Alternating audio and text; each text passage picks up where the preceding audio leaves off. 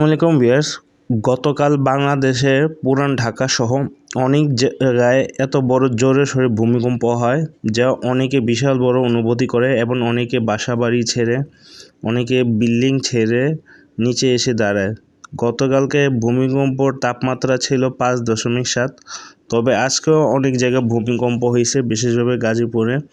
তবে এখন ঢাকা শহর বিশ্বের মধ্যে সবচেয়ে ঝুঁকিপূর্ণ তালিকায় আছে 6ষ্ঠর ভিতরে এবং এশিয়ার ভিতরেও ধরেন 5 নম্বরের তালিকার ভিতরে অন্তর্ভুক্ত করা আছে। তার মানে ঢাকা শহর অনেক ঝুঁকিপূর্ণ তালিকার ভিতরে আছে। তবে এখন বলতে পারেন যে ভূমিকম্পটা হয় কী কারণে? ভূমিকম্পটা হয় মূলত আপনার অতিরিক্ত পরিমাণ জনগণ বেড়ে গেলে একটা রাজধানীর ভিতরে এবং অপরিকল্পিত যদি নগরায়ণ করা থাকে, এই কারণে কিন্তু আপনার ঝুঁকিপূর্ণ এলাকা যদি থাকে সেসব এলাকায় বিশাল বড় ভূমিকম্প হওয়ার থাকে।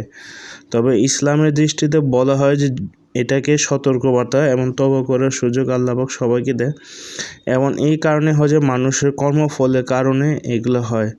এছাড়া আমাদের প্যারা নবী মুহাম্মদ সাল্লাল্লাহু আলাইহি সাল্লাম বলেছেন যে অশ্লীল ও বাদ্যযন্ত্র বেশি পরিমাণ বেড়ে গেলে, অবৈধ সম্পদ অর্জন করলে এবং অযোগ্য নেতৃত্ব যদি থাকে এবং ধর্মীয় অবহেলার কারণে ভূমিকম্প হয়ে থাকে। এবং এই ভূমিকম্পর পর আসল যে জিনিসটা সেটা বাংলাদেশে নাই, সেটা হচ্ছে লজিস্টিক সাপোর্ট বলতে বোঝায় যে ভূমিকম্প পর আমাদের কিভাবে উদ্ধার করবে সেই যন্ত্রপাতিগুলো বাংলাদেশে ফায়ার সার্ভিস এবং রেড ক্রিসেন্ট সোসাইটির কাছে খুবই কম আছে এবং অতি সামান্য আছে।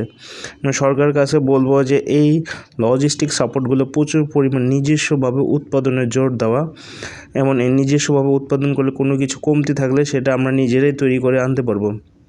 যেমন বাইরে থেকেও কিছু আমাদের কিনতে হবে, তবে নিজস্ব উৎপাদন ছাড়া কোনো বিকল্প নেই।